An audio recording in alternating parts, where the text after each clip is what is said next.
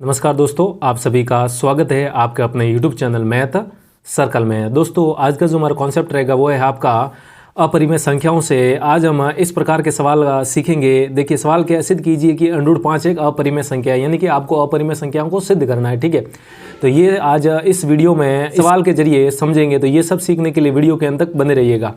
तो यहाँ पर ध्यान दीजिए, सवाल क्या है हमारा, सिद्ध कीजिए कि √5 एक क्या है, अपरिमेय संख्या। अब इसको किस प्रकार सिद्ध किया जाता है, ये सवाल 10वीं क्लास की परीक्षा में बहुत बार पूछा जाता है और हर बार ये सवाल आता है और बहुत ही महत्वपूर्ण सवाल है। तो देखिए, ऐसे सवालों को करना और सीखना बहुत ही महत्वपूर्ण है। तो यहाँ पर देखिए इस सवालों को किस प्रकार करेंगे। ठीक है, तो सवाल क्या है, सिद्ध कीजिए √5 एक अपरिमेय संख्या।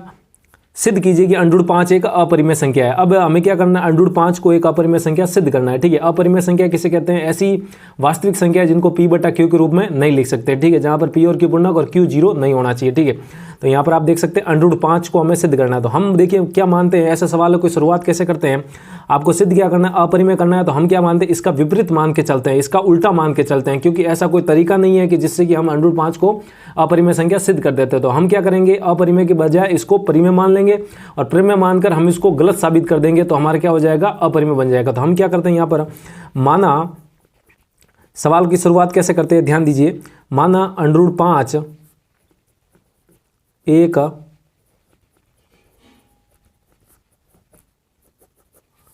परिमेय संख्या है। ठीक है, हम क्या मान के √5 अपरिमेय सिद्ध करना है, तो हम क्या मान के चलते हैं, √5 एक परिमेय संख्या है। ठीक है, अब परिमेय संख्या है तो परिमेय संख्या, तो इसको मैं p/q के रूप में लिख सकता हूं। तो √5 बराबर p/q की जगह आपकी किताबों में हमेशा क्या लिखा, आपकी बुक्स में क्या लिखा गया है, a/b। तो मैं भी क्या लिखता हूं, यहाँ पर a/b लिख देता हूं। ठीक है, जहां पर ये जो a व b है वो क्या माने जाते हैं, सअभाज्य संख्या है। क्या माने जाते हैं, सअभाज्य संख्या। देखिए क्या मानते हैं, सअभाज्य। ठीक है, सअभाज्य है। ठीक है, अब ये सअभाज्य क्या होता है, देखिए a और b सअभाज्य होने का मतलब है a और b में किसी भी समान संख्या का भाग नहीं जाता है। कहने का मतलब, जब a और b में कोई उभयनिष्ठ या सार्वगुणनखंड विद्यमान नहीं है, a और b का जब आप HCF निकालोगे तो कितना आएगा, आपका 1 आएगा। ठीक है, ऐसी दो संख्या है जिनका HCF 1 होता है, उनको क्या कहते हैं, सअभाज्य संख्या कहते हैं। ठीक है, तो यहाँ पर मैंने a और b क्या मानी है, सअभाज्य संख्या मानी है। ठीक है, और इसी कथन को हम आगे चल के गलत कर देंगे, तो हमारा जो माना था हमने गलत साबित हो जाएगा, और ये परिमेय नहीं है तो क्या हो जाएगी, अपरिमेय। देखिए अब किस प्रकार इसको गलत साबित करते हैं। तो यहाँ पर √5 बराबर a/b मान लिया, तो इसके बटा में क्या मान सकता हूँ, 1 मान सकता हूँ। तो क्रॉस गुणा करिए, देखिए a 1 से गुणा हो जाएगा, कितना हो जाएगा, a बराबर 5 √5 से, ये जो b √5 से गुणा हो जाएगा तो कितना हो जाएगा, b गुणा √5 हो जाएगा। ठीक है, इतना हो जाएगा। इतना हो जाने के बाद अब हम क्या करेंगे, ध्यान दीजिए।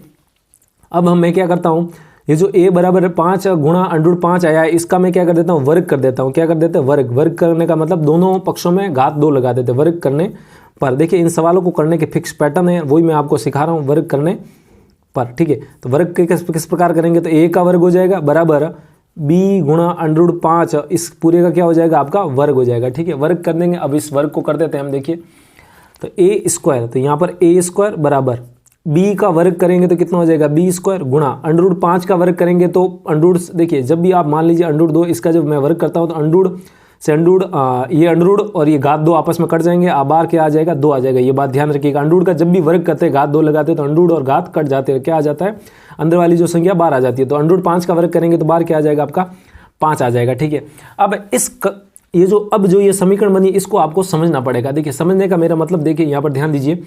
मान लीजिए मैंने 6 को क्या लिख दिया, 2 गुणा 3 लिखा है। ठीक है, तो ये जो 2 और 3 है, ये 6 के क्या है, गुणनखंड है। 6 के गुणनखंड क्या है, 2 और 3 है, तो 6 को मैं इस प्रकार लिख सकता हूं। तो इसी प्रकार a² को मैं क्या लिख दिया, b² गुणा 5। इसका मतलब b² और 5 a² के क्या है, गुणनखंड है। जिस प्रकार 2 और 3 6 के गुणनखंड है, इसी प्रकार b² 5 ये क्या है, a² के गुणनखंड है। इसका मतलब 2 का भाग, अब जिसके गुणनखंड किए हैं उस संख्या में उन गुणनखंडों का भाग तो जरूर जाएगा उसके, तो 2 का भाग 6 में जाएगा, इसी प्रकार 3 का भी भाग जाएगा। तो इस प्रकार b² का भाग भी a² में जाएगा और उसी प्रकार 5 का भाग भी a² में जाएगा। तो यहाँ पर मैं लिख देता हूँ, चूंकि a² 5 से विभाजित है, क्या लिखेंगे, a² 5 से विभाजित का मतलब 5 का भाग जाएगा। ठीक है, अरे भाई a² बराबर b² गुणा 5 लिखा है। इसी प्रकार समझाया मैंने 6 बराबर 2 गुणा 3 से। किसी भी संख्या के आप गुणनखंड करते हो तो जो गुणनखंड आते हैं उनको आप इस प्रकार लिख सकते हैं, गुणा के रूप में उस संख्या को, और उन गुणनखंडों का भाग इस संख्या में जरूर जाता है जिस संख्या के वो गुणनखंड है। तो इसी प्रकार a² को मैंने b² गुणा 5 लिखा। अब बी स्क्वायर और 5 ए स्क्वायर के गुणनखंड है, इसका मतलब बी स्क्वायर का भी भाग ए स्क्वायर में जाएगा और 5 का भी भाग ए स्क्वायर में जाएगा। यहाँ पर बी स्क्वायर को तो हमें पता नहीं है, लेकिन 5 का भाग हमें ए स्क्वायर में जरूर जाएगा, क्योंकि ये इस प्रकार लिखा गया है। तो ए स्क्वायर 5 से विभाजित है। तो प्रमेय अनुसार देखिए, इसमें एक थ्योरम होती है, वो थ्योरम आपको याद रखनी है। प्रमेय अनुसार, पहले मैं आपको थ्योरम बता देता हूँ, वो प्रमेय बता देता हूँ। प्रमेय क्या होती है, देखिए मान लीजिए कि p एक अभाज्य संख्या और ये अगर ए स्क्वायर को विभाजित करती है, ए क्या है, कोई भी धनात्मक पूर्णांक है, ठीक है। यदि p ए स्क्वायर को विभाजित करती है, p क्या है, अभाज्य संख्या है, तो p आपकी a को भी विभाजित करेगी, a को मतलब इसके वर्गमूल को, ठीक है। ए स्क्वायर तो वर्ग है a का, तो a का जो इस ए स्क्वायर का वर्गमूल है वो a होगा, यानी कि p का भाग ए स्क्वायर में जाता है तो p का भाग a में भी जाएगा। तो यहाँ पर वही ये कि यही बात है, 5 से का भाग ए स्क्वायर में जाता है, तो यहाँ पर लिखेंगे प्रमेय अनुसार ए भी 5 से विभाजित होगा। देखिए 5 का भाग ए स्क्वायर में जाता था, 5 एक अभाज्य संख्या, तो 5 का भाग ए में भी जाएगा। ये थ्योरम, ये प्रमेय आपको याद रखनी है, ठीक है। ए भी 5 से विभाजित होगा, ठीक है, मेरे कहने का मतलब ये था, ठीक है। ए भी 5 से विभाजित होगा, ठीक है। अब एक बात बताइए, 2 और 3 6 के गुणनखंड थे, तो 2 का भाग जब 6 में जाता है तो 6 को मैं 2 गुणा समथिंग नहीं लिख सकता, यहाँ तो हमें 6 पता है इसलिए मैंने 3 लिख दिया। अब यहाँ पर 5 का भाग a में जा रहा है, इसका मतलब मैं a को ऐसा भी तो लिख सकता हूँ कि a बराबर क्या हो जाएगा आपका 5 गुणा, जब 5 का भाग a में देंगे तो कुछ कोई संख्या आएगी, मान लेते वो संख्या क्या आएगी, c आएगी, ठीक है। अरे भाई 5 का भाग a में जा रहा है, तो 5 है वो a का गुणनखंड है, तो मैं a बराबर 5 गुणा c लिख सकता हूँ। ये जो c है, ये यहाँ पर क्या मान लेते हैं, c एक धनात्मक पूर्णांक मान लेते हैं, ठीक है। कोई भी आएगा भाई, ए का मान लीजिए ए 10 था तो 5 का भाग 10 में जाएगा 2 आ जाएगा सी का मान। ए अगर 25 था तो 5 का भाग 25 में जाके 5 आ जाएगा सी का मान। इसी प्रकार ए कुछ भी है तो 5 का भाग जाएगा उसमें, क्योंकि हमने ऊपर यहाँ पर क्या लिखा है, ए स्क्वायर 5 से विभाजित है। तो प्रमेय अनुसार अभी मैंने एक थ्योरम बताया कि पी एक अभाज्य संख्या है, उसका भाग ए स्क्वायर में जाता है तो पी का भाग ए में भी जाएगा। ये आपको प्रमेय, ये आपको थ्योरम याद रखनी है। तो ए स्क्वायर में 5 का भाग जाता था तो 5 का भाग ए में भी जाएगा, जब ए में जाएगा इसका मतलब ए का 5 गुणनखंड है, तो ए को मैं 5 गुणा सी के रूप में लिख सकता हूं। अब यहां पर ध्यान दीजिए, सी क्या है, मैंने धनात्मक पूर्णांक मान लिया, सी ए का मान जो भी होगा 5 का भाग उसमें जाएंगे तो सी कुछ ना कुछ तो आएगा ही आएगा। तो सी एक धनात्मक पूर्णांक है, ठीक है, धनात्मक मतलब प्लस वाला, ठीक है। ये मैंने यहाँ पर मान लिया, ठीक है। सी कोई भी संख्या आएगी, जब ए का मान पता होगा तो सी का मान भी आ ही जाएगा, ठीक है। इतना हो जाएगा। अब मैं क्या करता हूँ, देखिए इसको मान लेता हूँ समीकरण नंबर 1 और इसको मान लेता हूं समीकरण नंबर 2 मान लेता हूं। ये समीकरण नंबर 2 और ये समीकरण नंबर 1। अब मैं क्या करता हूं, यहां से देखिए a का मान क्या आया है 5 गुणा c, तो इसी a का मान इस समीकरण 1 में रख देता हूं। तो मैं यहां पर लिख देता हूं समीकरण, मैं यहां पर लिख देता हूं समीकरण 1 व 2 से, ठीक है। अब a की जगह क्या रखना है 5 गुणा c, तो देखिए यहां पर a का वर्ग है तो a की जगह मैं रख दूंगा 5 गुणा c, और इसका क्या करना है आपको, देखिए ऊपर क्या वर्ग है तो मैं यहां पर भी क्या कर दूंगा वर्ग बराबर, उधर क्या है बी स्क्वायर गुणा 5 है। मैं क्या किया हूं, a बराबर 5 गुणा c का मान समीकरण नंबर 1 में रखा है a की जगह, तो मैंने रख दिया ये। अब मैं क्या करता हूं, इसको सरल कर देता हूं। देखिए किस प्रकार सरल करते हैं। अब 5 ये सब दोनों का वर्ग हो जाएगा, तो 5 का वर्ग कितना हो जाएगा आपका 25 गुणा c का वर्ग कितना हो जाएगा c स्क्वायर बराबर b स्क्वायर गुणा क्या है 5, ठीक है, इतना हो जाएगा। अब मैं इसको सरल कर देता हूं समीकरण को। देखिए इस समीकरण को सरल कर देते हैं, तो यहां पर ध्यान दीजिए, ये जो 5 इधर गुणा में इधर आते ही भाग में हो जाएगा, तो इसको सरल करने पर क्या प्राप्त होगा, देखिए बी स्क्वायर बराबर क्या आ जाएगा 25/5, ये गुणा में 5 उधर जाते भाग, और गुणा में कौन है सी स्क्वायर, ठीक। इस समीकरण को मैंने पलट दिया, तो 5 का भाग इसमें 25 में 5 का भाग कितनी बार जाएगा 5 बार, तो इसको मैं क्या लिख सकता हूँ बी स्क्वायर बराबर क्या हो जाएगा आपका 5 गुणा सी स्क्वायर, बी स्क्वायर बराबर क्या हो जाएगा 5 गुणा सी स्क्वायर, ठीक है। अब यहाँ पर ध्यान दीजिए, जिस प्रकार मैंने ए स्क्वायर बराबर 5 गुणा बी स्क्वायर लिखा था, इसी प्रकार मैंने क्या लिख दिया यहाँ पर ध्यान दीजिए, बी स्क्वायर बराबर 5 गुणा सी स्क्वायर। इसका मतलब है कि बी स्क्वायर के को मैं गुणा के रूप में 5 गुणा सी स्क्वायर लिख सकता हूँ, ठीक है। जिस प्रकार मैंने अभी बताया था कि भाई 6 को मैं 2 गुणा 3 के रूप में लिख सकता हूँ, तो इसका मतलब 2 और 3 क्या हो गए 6 के गुणनखंड, यानी कि 2 और 3 का भाग 6 में जरूर जाएगा। इसी प्रकार मैंने यहाँ पर क्या लिख दिया,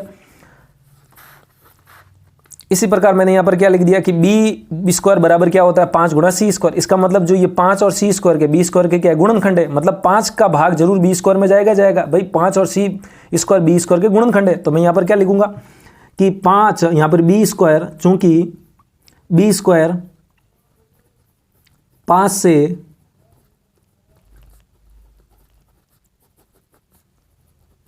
विभाजित होगा, इसीलिए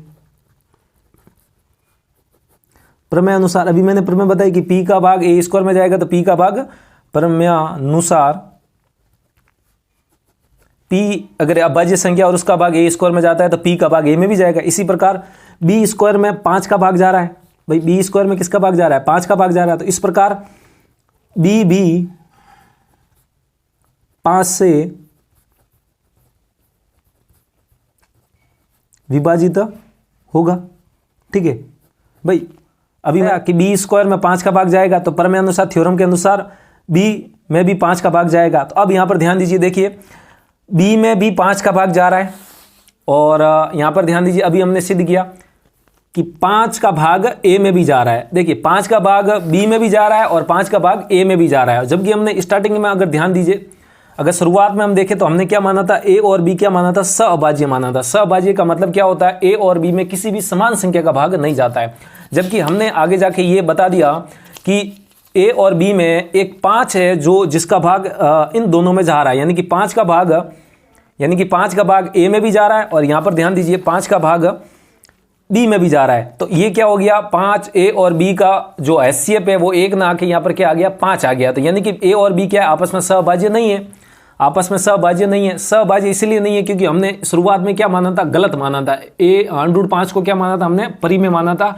और a और b सहअभाज्य माना था, लेकिन आगे चल के पता चला कि हमारे पास a और b तो सहअभाज्य हुई नहीं, आए नहीं। तो अब यहाँ पर क्या लिखेंगे हम, चूंकि ये जो 5 से विभाजित करता है, ये जो है जो कि हमारी कल्पना के विरोधाभास है। क्या है भाई, जो कि हमारी कल्पना के विरोधाभास है। कल्पना क्या थी कि a और b हमने क्या मानी थी, सहअभाज्य मानी थी, जो कि हमारी कल्पना के विरोधाभास है। इसीलिए √5 एक अपरिमेय संख्या हमने परिमेय माना था और जो कि हमारे यहाँ पर गलत साबित हो गया। तो वो गलत है तो क्या हो जाएगा, परिमेय नहीं है, तो फिर क्या हो जाएगी, अपरिमेय हो जाएगी। क्या हो जाएगी, √5 एक अपरिमेय संख्या है। ये हो गया हमारा सिद्ध। अब मैंने किस प्रकार सिद्ध किया, एक बार फिर देख लीजिए। सबसे पहले हमने क्या किया था, √5 को हमने उल्टा मान के चले थे कि √5 क्या मानते, एक परिमेय संख्या मान लेते हैं √5। फिर हमने √5 को a/b के रूप में लिखा, a और b सहअभाज्य माना, a बराबर b √5 लिखा। फिर वर्ग करने पर a स्क्वायर बराबर b गुणा √5 का वर्ग किया, तो यहाँ से a स्क्वायर बराबर b स्क्वायर गुणा 5 आया। इसी प्रकार a स्क्वायर को मैं b स्क्वायर गुणा 5 लिख सकता हूँ, यानी कि b स्क्वायर और 5 इसके गुणनखंड हो जाएंगे। तो b स्क्वायर और 5 का भाग a स्क्वायर में जरूर जाएगा। प्रमेय अनुसार भी मैंने थ्योरम बताइए, तो थ्योरम के अनुसार a स्क्वायर में 5 का भाग जा रहा है, तो इसी प्रकार 5 का भाग a में भी जाएगा। जब 5 का भाग a में जा रहा है तो a को मैं 5 गुणा c के रूप में लिख सकता हूँ। फिर ये समीकरण नंबर ये और इस समीकरण में दोनों को यूज किया, यानी कि a का मान 5 गुणा c उसमें रख दिया। उसमें रखने से यहाँ से जो समीकरण बना वो क्या बना आपका, 5 गुणा b स्क्वायर, यानी कि b स्क्वायर को मैं गुणनखंड के रूप में लिख सकता हूँ 5 गुणा c स्क्वायर, तो यानी कि 5 और c स्क्वायर का भाग b स्क्वायर में जाएगा। फिर वापस थ्योरम के अनुसार 5 का भाग b स्क्वायर में जा रहा है तो 5 का भाग b में भी जाएगा। अब देखिए 5 का भाग b में जा रहा है और 5 का भाग a में भी जा रहा है। देखिए ऊपर ध्यान दीजिए, 5 का भाग a में जा रहा है, 5 का भाग a में जा रहा है, 5 का भाग b में भी जा रहा है। समान संख्या आ गई 5, समान संख्या 5 आ गई जिसका भाग दोनों में जा रहा है, जबकि हमने a और b क्या मानी थी, सहअभाज्य, यानी किसी भी समान संख्या का भाग इन दोनों में नहीं जाएगा। तो लेकिन जा रहा है, तो ये हमारी कल्पना क्या है, गलत है। और हमारी कल्पना क्या की थी, ये परिमेय की, तो ये कल्पना गलत हुई, तो ये परिमेय न होकर क्या होगी, अपरिमेय होगी। इस प्रकार इसको सिद्ध किया जाता है। तो उम्मीद है किस प्रकार अपरिमेय संख्याओं को सिद्ध किया जाता है आपको समझ में आया होगा। समझ में आया तो वीडियो को लाइक कीजिए और अभी तक चैनल को सब्सक्राइब नहीं किया है तो वीडियो को नीचे जो लाल बटन है उसको दबाइए, उसके पास वाली घंटी भी दबाया ताकि ऐसी बेसिक कॉन्सेप्ट से जुड़ी वीडियो आपकी सीधे नोटिफिकेशन में आ सके। तो आज के लिए इतना ही रखते हैं, जल्दी मिलते हैं एक और ऐसी ही बेसिक वीडियो के साथ। तब तक के लिए जय हिंद।